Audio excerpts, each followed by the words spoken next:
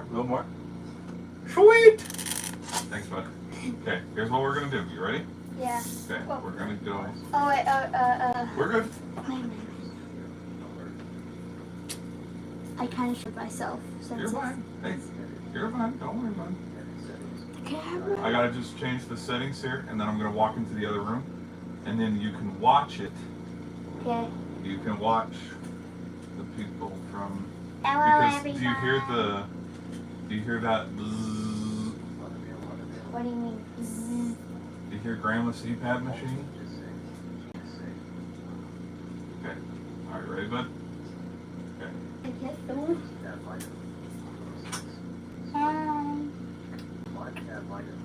I'm an alien.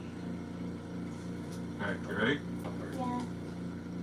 All right, bud. All right, bud. Okay. Ah, see, it's like, okay. All right, well, come with me. Here. You stay here, bud. All right, let's set me up here.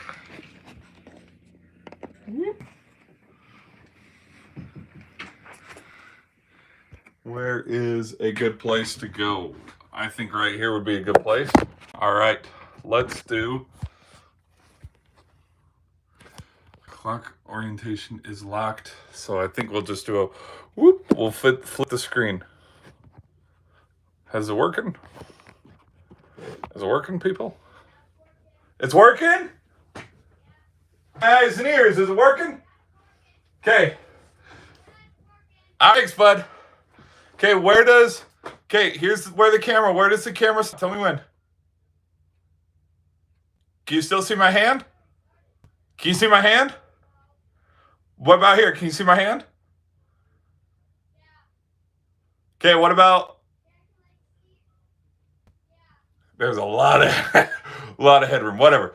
All right, hello, everyone. Welcome to another just me yapping about sports. We're gonna do a time report just because you know how it is right now. We're in the process of moving, and right now, just because it's the holidays and I'm not around my stuff, these streams will be sporadic and way out of order and everything. But because of how these live streams work, I've written down some stats, and I'm going to just give my opinion a little bit on how this first half has gone for the first ever inaugural college football playoff game at the home stadium. So the team with the lower seed.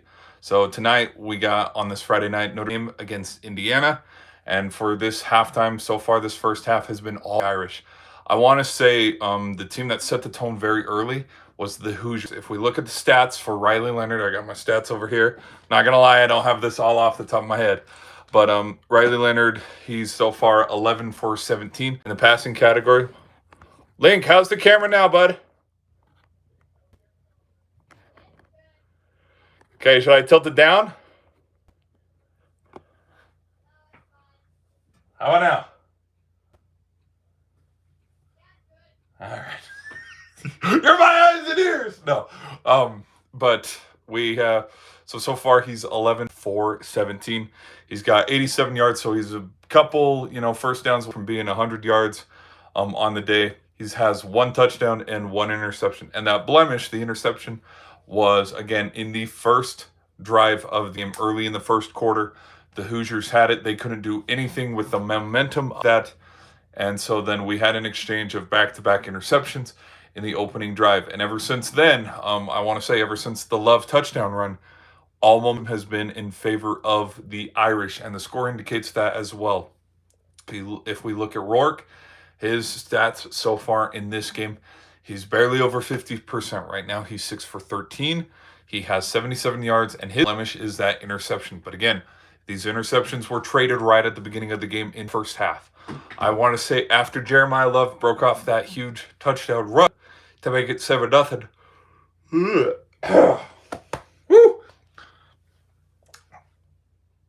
No, I'm not gonna go get water.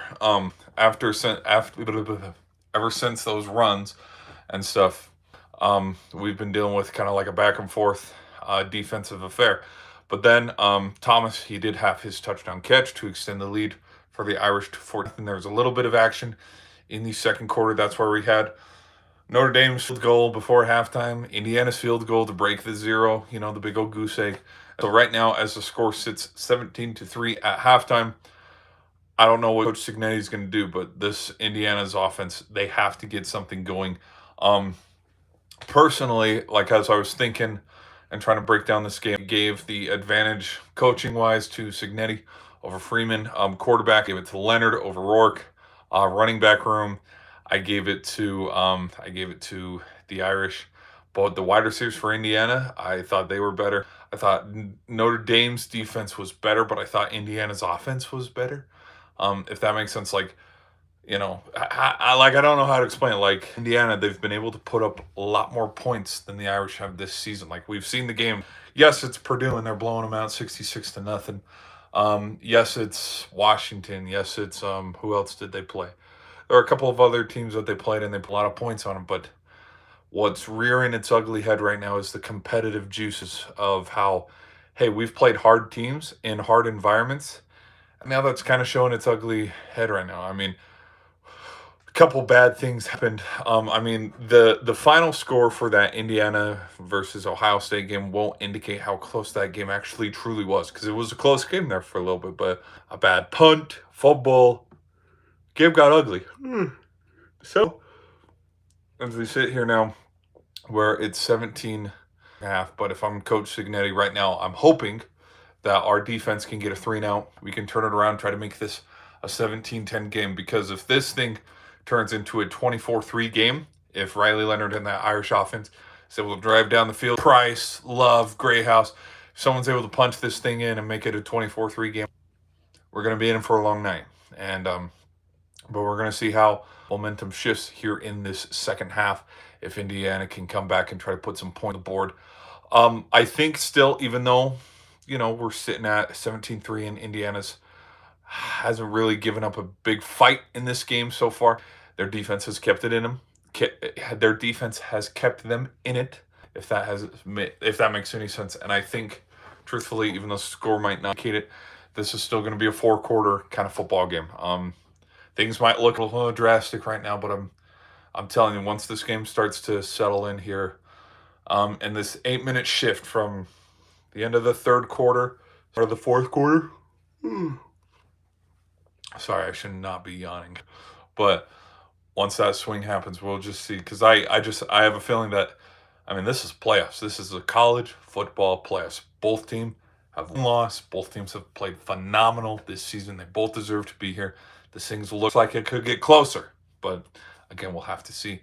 Anyways, guys, I thank you for watching this halftime report. Be sure to hit that like button and stay tuned a little, because we are going to have second half action right after this, okay? Peace.